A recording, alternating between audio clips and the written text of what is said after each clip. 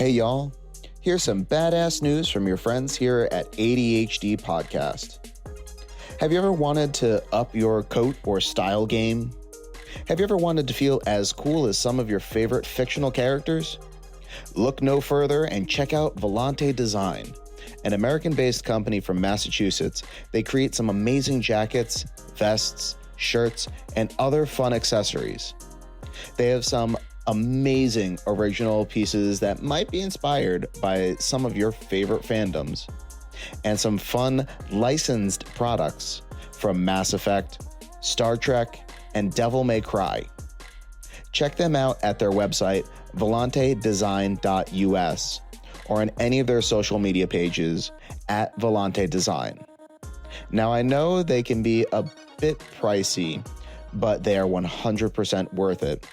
And with your friends here at ADHD Podcast, you can get 10% off with our affiliate code. Our code is ADHDPOD.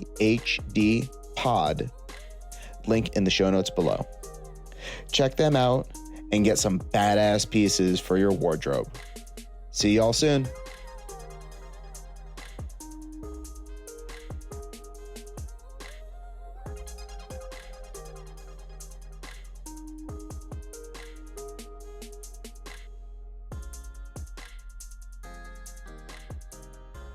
What is up, everybody? Welcome into this very special edition of the ADHD Podcast. I am one of your hosts, Rob. And I am your other host, Steve. And we do have a special guest on here that we'll let him introduce himself in just a moment. But it's going to be a fun... It's going to be a fun episode. We're going to be diving into cultures again. We've been trying to get into more specific animation in different areas of the world. And because we wanted to dive into Filipino animation and because we wanted to dive into a different culture than our own, I couldn't think of anybody better than one of my good buddies from college. I'm really happy that he said yes, that he's hopping on to this. So come on, man, introduce yourself, Rich. Hi, my name's Richard, and I am an animator and an illustrator. I usually do freelance stuff, so I'm everywhere. And usually, I do a lot of illustrations and a lot of for magazines, and I also do character designs. Love that. That is so cool. Where are your character designs popping up most of the time right now? Most of the time, it's so a lot of it is just for little companies or for different artists as well, or sometimes they use my designs as templates for mascots, which is very strange, but I really like it. No, you can see that was always your niche, even in college. Yeah.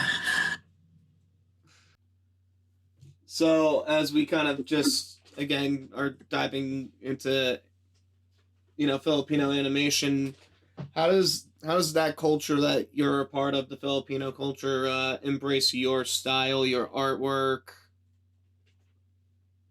I really feel like when it comes to my artwork, it usually shows up with the stories, because the stories that I tell or I choose to tell have Filipino values in it, like the love for your family, being welcoming to everybody, just overall being hospitable and everything.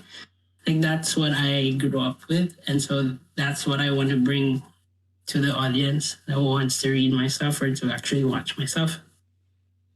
Yeah, absolutely. The genuine connection between you and your culture, that's something you want to resonate, something you want to bring in. Okay, Steve's timing out over there, so in the meantime,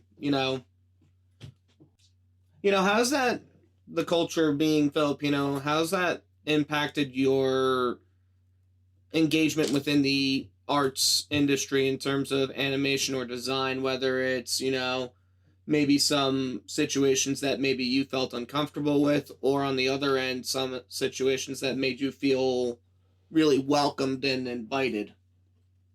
I think when it comes to the Filipino style of animation, we don't have that look that says distinctly Filipino animation. We usually borrow from anime, so a lot of what you see from like online, especially the earlier works, borrows a lot from Japanese animation. But if you look at my work, it's very different. It looks very Western. So if you like compare it to the works in the Philippines and compare it to mine, it stands out. Like I guess a sore thumb, but the stories and like the thoughts we tell our audience are still the same. My work just like varies from what the usual look they want to adopt back there. And to that point too, I was before this episode, I was actually just watching Trece on Netflix. Yeah. Really inspired by anime, but you could see all the Filipino roots and stuff. It's a really cool horror vibe kind of show. Like I know it's based off a comic, but really interesting, really gory. Yeah.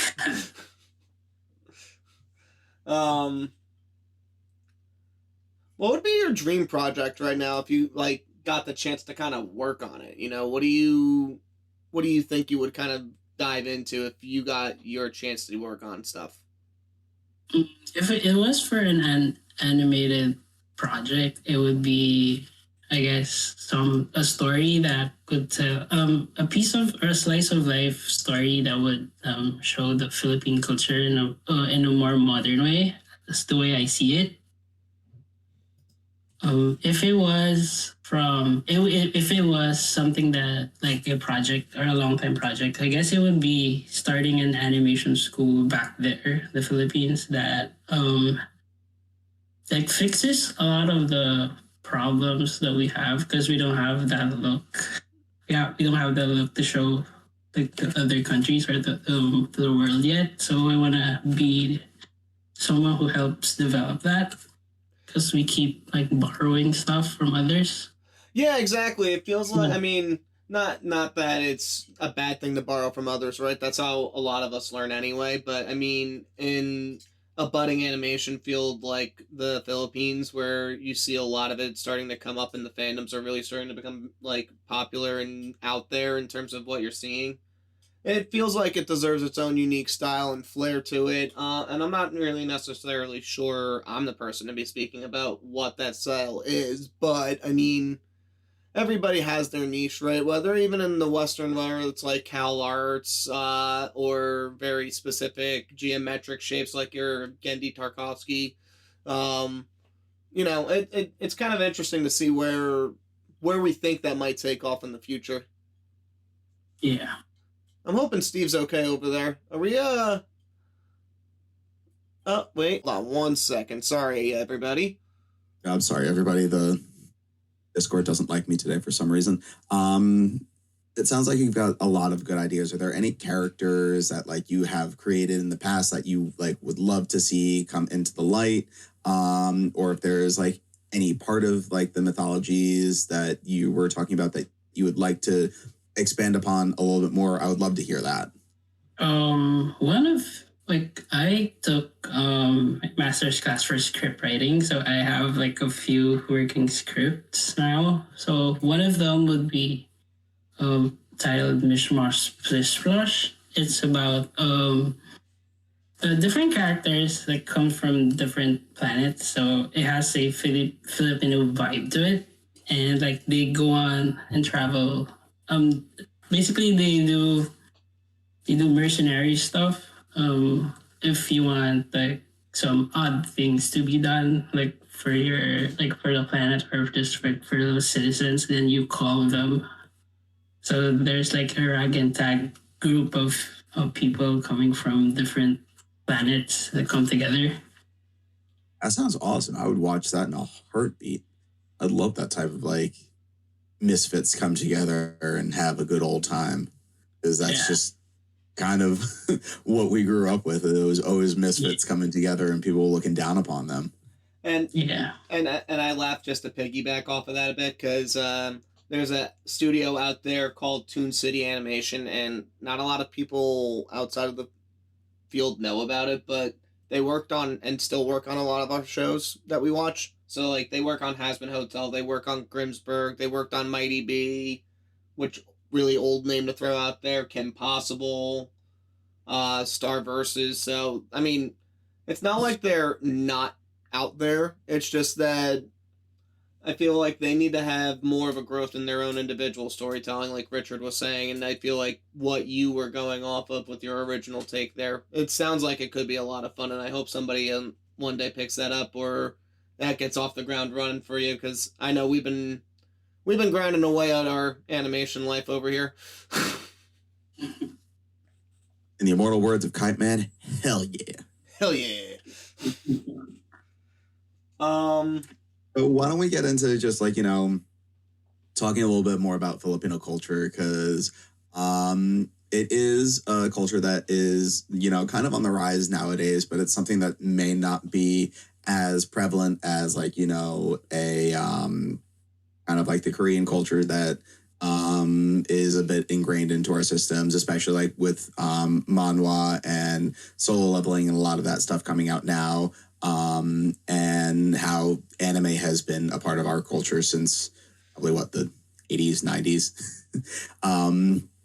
So what are like some of the things with Filipino culture that you have seen come into animation a little bit more nowadays? A lot more right now is that I've seen a lot of is like, especially the food comes in, but most especially it's more. It you see more of like having an importance with the family and like being more accepting with others, because that's one of the things that Filipinos are known for. Even like if you go there right now, even if we're having a hard time with the storm right now, we're having a storm right now there, but even though that's happening, people on the street will still be welcoming and will still be very nice to you, even if they're going through something. So that's something that a lot of Filipino shows and a lot of Filipino cartoons try to show, that even though we're going through something, we're still there to lend people a hand or just help with everything that we can. That's awesome. That's definitely a message that needs to come across, especially in the Western culture nowadays, and especially here in the United States, that even though you may be going through some stuff, like being connected together is how we move forward. And that's awesome to hear. Being kind never hurt nobody. Yeah, I mean, how you see it with I saw Superman yesterday, and that was like the driving thing was just be a good person and help out your other like man or like your buddy next to you, rather than just being self-centered like Lex Luthor. Oh man. No, it's absolutely true though. It really is. Now, just to kind of keep going on with Filipino culture, the growth of it in animation, the growth of it in the States, you know, is there anything that's up and coming for you in terms of anybody out there, any shows, any movies that you're aware of that maybe we might not know of at this point? Not really. A lot of it is still like under production, so and a lot of it is still under apps for a lot of things. But most when it comes to like the Philippines, actually a lot of it they focus more on like live action movies, so that's where they're going. But yeah, I saw animation. That. Yeah, but animation usually shows up during the flashbacks of characters, like to spice things up. That's where most of the animation comes in, or in the intro. That's where it comes in. Did you grow up in the Philippines? I forget. I'm sorry. Did you grow up down there? Yeah, I did. I grew up there. That's awesome that they're kind of like bleeding the two together, where it's like, yeah, they're focusing in on live action for a lot of the main story, but being able to have an animated intro, that takes a lot of work. Or even just being able to have the flashbacks like integrated in. Is animation like a big part of the Filipino culture and stuff like that? like when you were growing up in the Philippines, did that pop up a lot within the live action that you had seen growing up, or was there like specific things that you remember seeing when you were a kid that you're like, ooh, that's really cool? I guess animation. Usually animation back when I grew up was very it was very few. Like you wouldn't see a lot of it. But like a few years before I left for the States, that's when the animation scene started kicking off. So we did like the first full length movie. That was 2014, I think. So I helped with that movie. So I was taking an animation class back then, and I did some in between animation for that movie. What movie was it, if you don't mind me asking? Forgot. Sun Chaser? It was a show that it was a movie about it was the same like Trece, but in a more friendly and a more kiddie way. Gotcha, okay. Yeah. I mean, sometimes we gotta, adapt those stories, right? Sometimes we can't be scaring the little kids too much yet. Yeah. What would be your kind of advice to a young Filipino kid who's growing up right now, trying to make it in animation, trying to figure out his way in? What would be kind of, and I know this might be a little overarching, but what would your advice be to that, that young guy, that student, that kid, that figuring out cartoons for the first time, like, hey, this is a thing? What would your main advice be to them? My first thing would be follow your story. Do what feels natural for you. Like tell the story that feels the closest to you, because from there everything will be all natural. It won't be forced. So let that voice or what you want to tell like show up first. Awesome. And kind of to just go off of that a little bit, if you have any advice for, Westerners, or as I like to call them, whiteys, to get into Filipino animation, do you have any places that you would say to start, or is there anything that we should look forward to, or like look for anything that may be upcoming? Right now, a lot of the animated shows or animated films that came from the Philippines are available on Prime Video or in Netflix, just like Trece and like the other cartoons. And then we have other like little bits and pieces coming from like movies right now that's out there. Anything that like comes to mind that you're like, you should watch this, just so we can tell our listeners to like go out and watch this, or if there's like anything that we need to, being the consumers of animation that we should go out to watch if we haven't seen it yet. I think if you're a kid, it's great to start with the show Jelly, Ben, and Pogo. It's from PBS. It's the one that like teaches young kids about the Filipino values. It's very, I guess, it's very reminiscent of what the cartoons I grew up with, like what they showed before. It isn't like the anime style. It's just a simple style that you can really like attach yourself to. So it's mostly it teaches different values, like Filipino values, and just overall being a good person.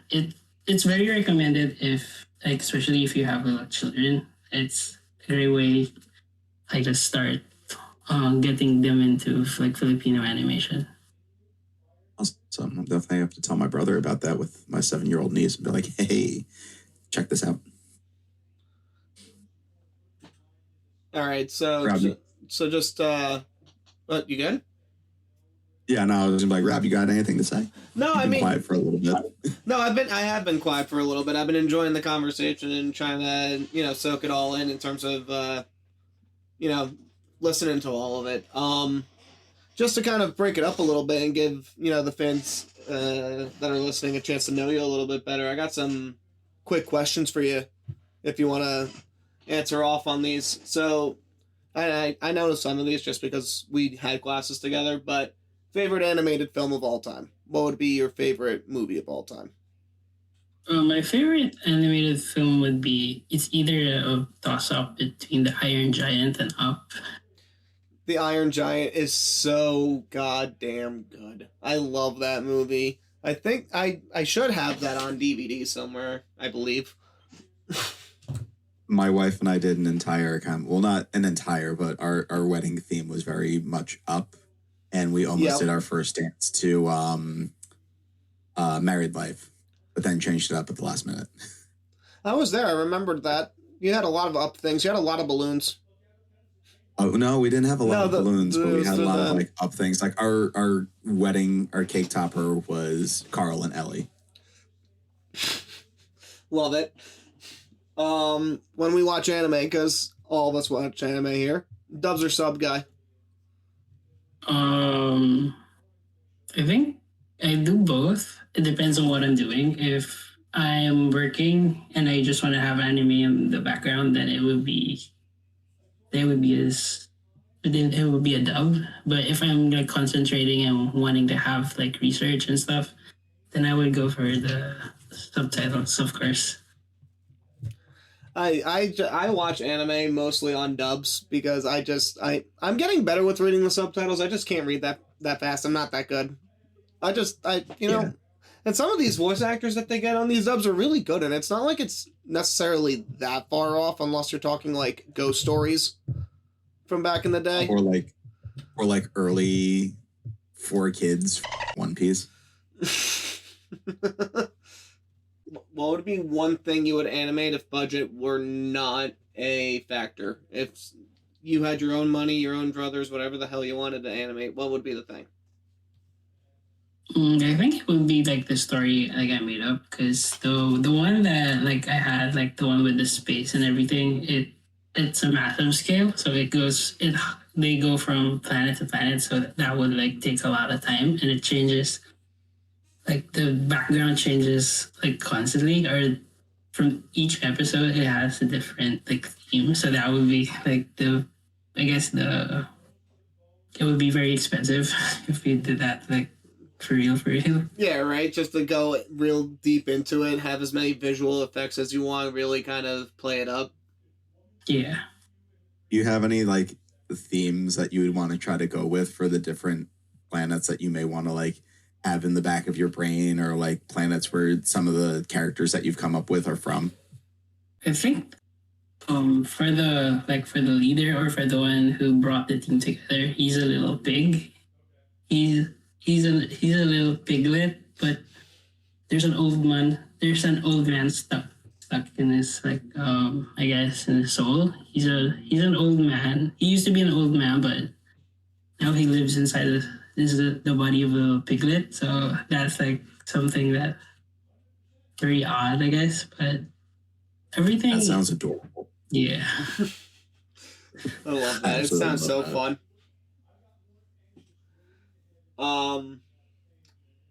Any dream animator that you would want to either learn from or work with, like given, you get one series with them, one show run with them?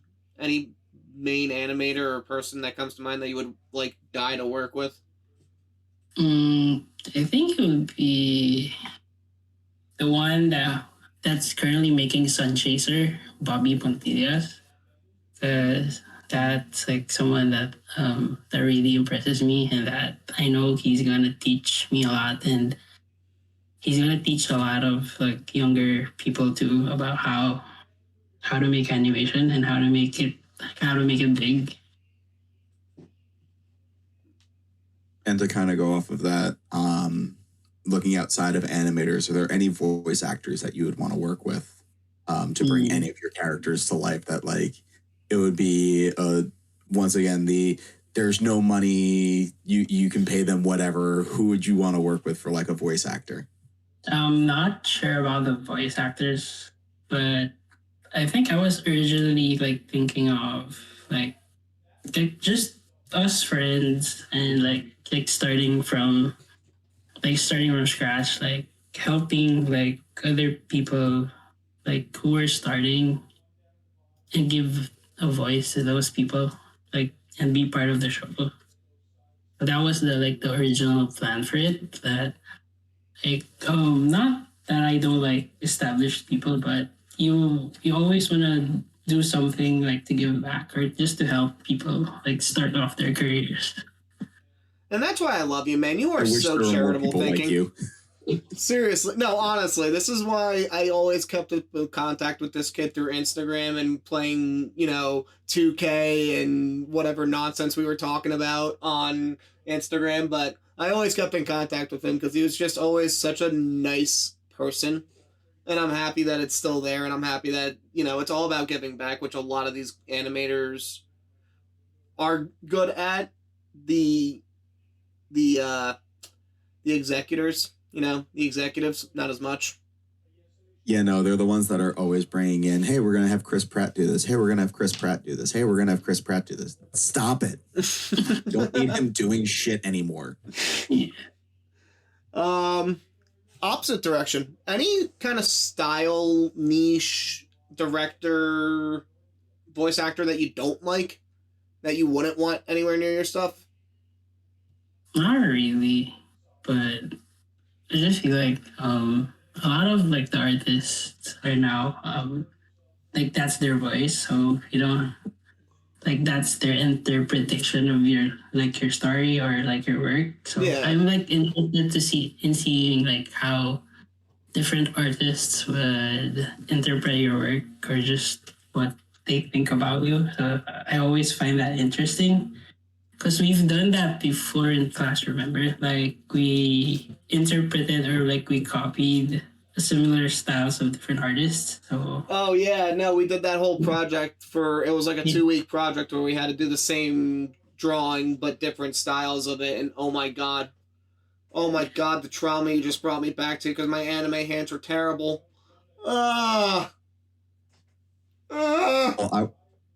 Well, as Rob goes through an existential crisis for like 2 seconds, I would like to hear more of the story of how you guys got connected through schooling and just hear a little bit about that, because we've heard a lot from you talking about your culture, heard a lot about you, Richard, but I'd like to hear like a little bit more about like some of your schooling a little bit. And to see where you have come from and hopefully where you want to go. I mean, I just remember going to Montclair State, going to our lovely, lovely Calcia Hall, which was such an art building. I think it was... Who did we have? Did we have Hertzberg, or did we have... who did we have together first? we had Capel.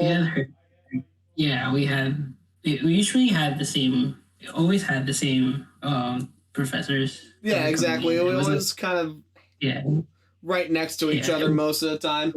I remember Ashley Gerst. Before or after you. I remember Ashley Gerst's Fundamentals of Art class. That was interesting. Yeah, it was. So did you guys take like all of your art classes together for animation? Or were there like other classes that you were also in together? Like within your major? I mean, I think it was mostly just the art classes, if I remember it right. I mean, we might have slipped up into an art history class at some point, but God, I hated those and I needed to get out of those as quickly as possible. Memory is definitely not my strong suit in any of the history things here. So that's definitely one that I knew I wanted to get the hell away from. But no, literally walking around Montclair State, going to Calcia Hall, ripping on the building, loving the professors, getting a really fun education in illustration and Adobe, and we just shared a lot of the same lab time and a lot of the same kind of struggle together as we were going through shit and learning things. And like, I don't know, we always just kind of ended up sitting next to each other, always having a conversation about the show we were watching or what cartoon we were doodling the most instead of our own work that we should have been doing to begin with. Yeah. So in those classes, for Richard, which one was your favorite to take? I guess mine would be the animation foundation class, the one that Rob was telling you about, because that was quite a long class time. But the fun thing about it is she always started the class by showing us like animated features, even if it was just a portion of the movie, even if it was just the first 30 minutes of it, or it's just the one that I really liked was we got to watch a lot of Pixar shorts in that class. Yeah, I was about to say it was a lot of it was a lot of shorts, but it was always about the storytelling of that scene, or like how you could interpret or how you can tell your story different ways through different styles, mediums, interpretations, and all that stuff. And she was always about that, That is awesome to hear. Do you have a favorite Pixar short, you guys? That's a tough one. There's a lot of really good ones. Come back to me on this one. I have to think about this. So you put me on the spot. There's a lot of shorts. I'm getting a lot of titles in my head, and now I need to know what they are, and it's hurting me. What about you, Richard? Do you have a Pixar short that like sticks in your brain? Not really, but like the modern one that like it really makes me laugh for some reason is the Disney Plus show like Forky Wonders. Forky wonders about like everything. So it's a sort of like Forky wanting to know what good friends are, what the dog is, and then like different Toy Story characters explain it to him and show it to him, so he understands the world better. So that's like something I came across, or that was something that was recommended while I was watching like the new X-Men cartoon. Like they recommended it, so I watched it, and like it made me laugh. So I binge watched it. And it also sounds like that it would something that would tie back into your culture so much, where it's like, hey, it's another person helping out another person, understanding the world around them. So hell yeah. What about you, Rob? I think I finally came up with mine. Lava, the island one. I always thought that was like super ingenious, creative storytelling wise, using going back to the last episode when we talked about Irish animation and how they use landscapes as a character. That's that whole short, and it's a real fun way to personify these things and make them have different feelings than what you would normally have. Yeah, that one does make me smile a lot. So another thing I just want to kind of jump into real quick is the idea that, and I'm seeing it too with some of the Filipino animated movies. They do have a tendency to go into the adult animation side too. Some of them where it's a little bit more adult-centric content, which is fine, right? Especially with, there's one out now called Hayopa Kai, or Hayopa Ka, You Animal, something like that. It's in Netflix Philippines. Yeah. I wanted to watch that. I can't find it anywhere here yet, but I just want to kind of ask you what you think about the whole adult animation versus animation for a general audience, and where you think that's all starting to go into, because you see it a lot more and more now, where a lot of independent animation even is becoming more adult-centric versus general audience-centric. Are we limiting the audience that we're getting, or are we telling it to the people that have the cash? I think when you go with the, I mean, there's definitely an audience for like adult animation, but I think some, especially for that, I think it depends on the stories that we tell. If it goes like beyond a certain limit, then we as animators like we lessen like the people who watch it. Then it goes like for, I guess, for a certain type of people who watch it.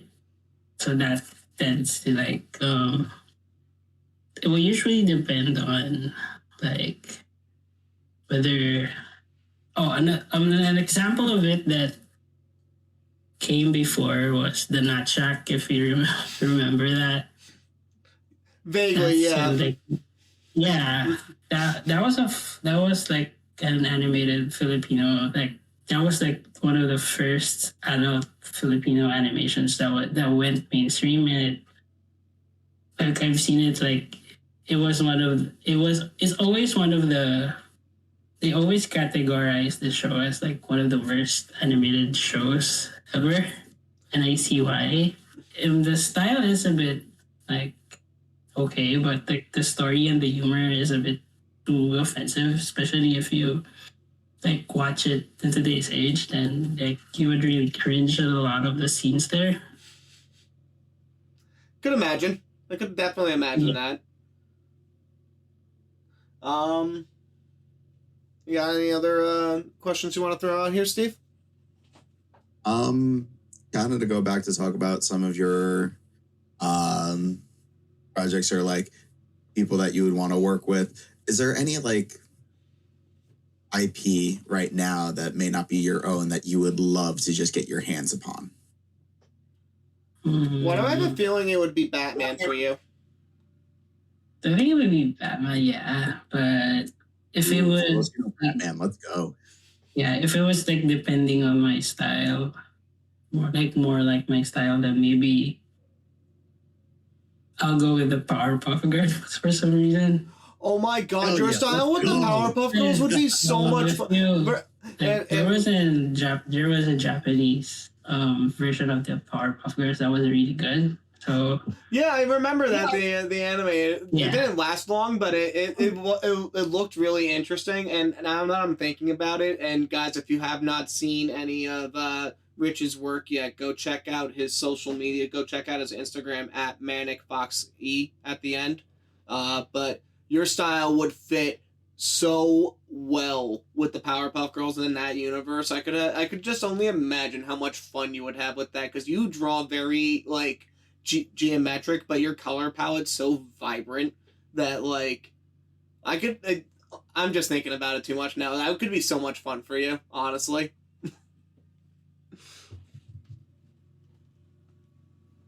Well, we've talked a lot about what's going on in like, you know, the culture with Filipino animation, what you've been doing, and kind of like how it is nowadays and in the past. What do you want to see come out of Filipino animator? What's the future look like to you?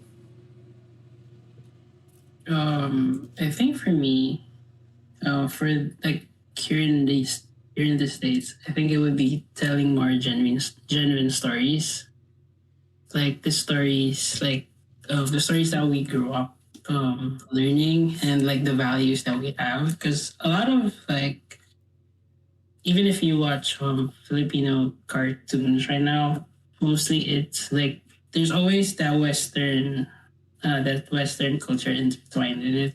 I guess they put it in for the fear of like people not watching it or people not attaching to it too much. So they always intertwine something foreign to it.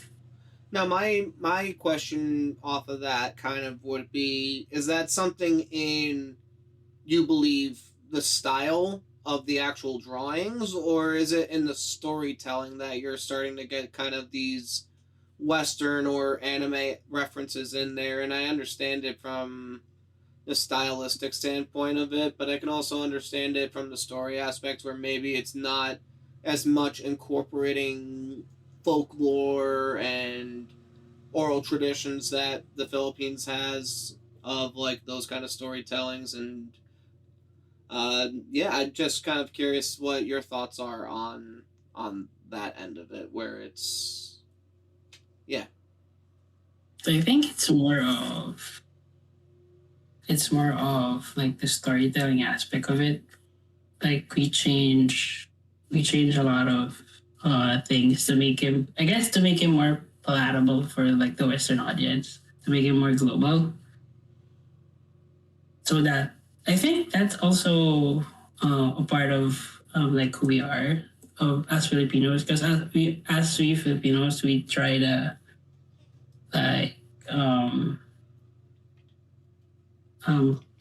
we try to be more welcoming, so much so that we try to change different aspects of who we are just to accommodate like other people. We go so much, like we go too much with that. Like we, I guess to make the guests or to make people more welcome, we sometimes we have that conflict of like changing different aspects of who we are to please the person.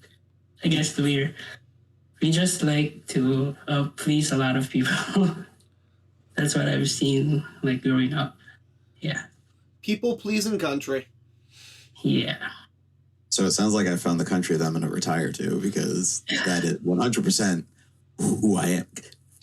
Oh, Okay, man. I said the thing. You said the thing.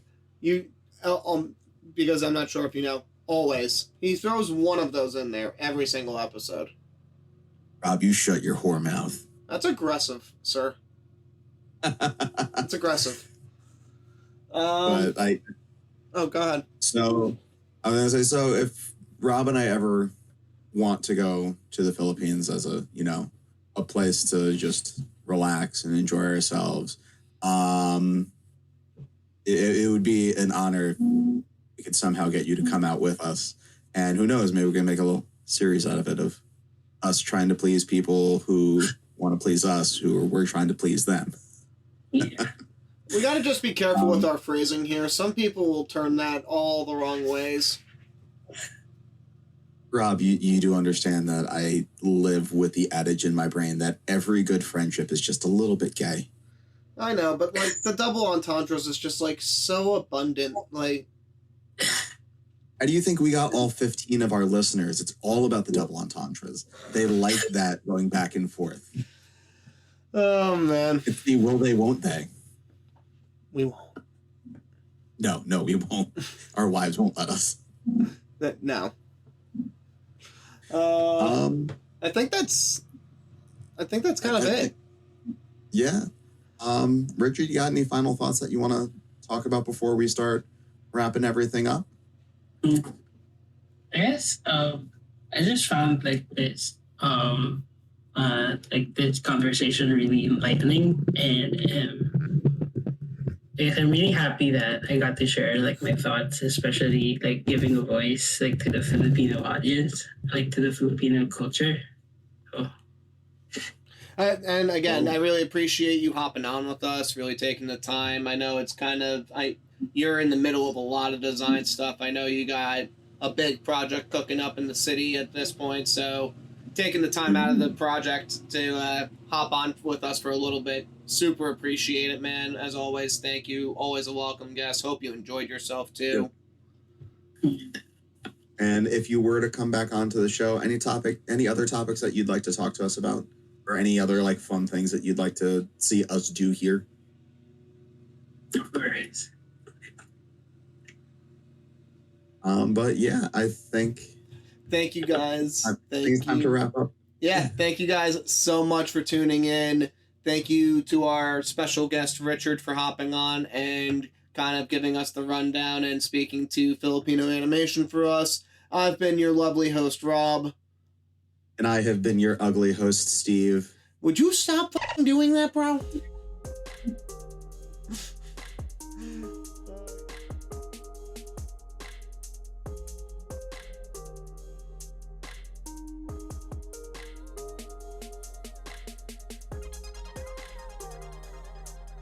Are you tired of regular energy drinks?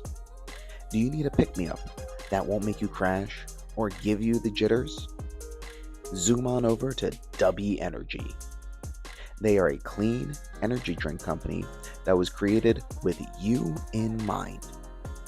These powdered drinks will give you no crash, no jitters, and no angst like many other energy drinks out there. They are a US-based company that doesn't hide what's in their products.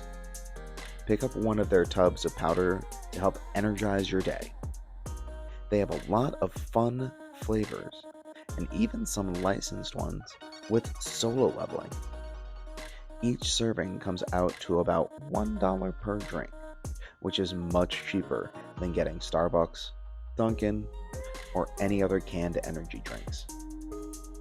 And with our promo code, you can save 10%.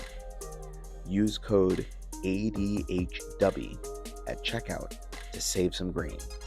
That's ADHDUBBY. Check it out in the show notes below. Pick up your tub today and stay energized.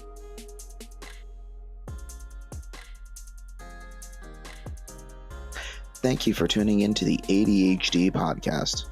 We hope you've enjoyed our nonsense and whimsy. Please make sure to follow us on our social medias. Instagram at animateddysfunctionpod. Bluesky at adhdpodcast.bsky.social. TikTok at animateddysfunc.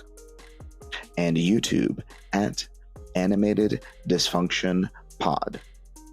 Also, check out our merch over on TeePublic. You can find all our links on our link tree in the show notes below. Thank you again for listening, and remember, keep this podcast weird.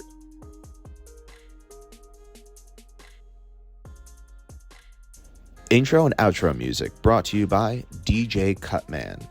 Find him on all available streaming platforms, and you can find him on Instagram and Twitter at VideoGameDJ.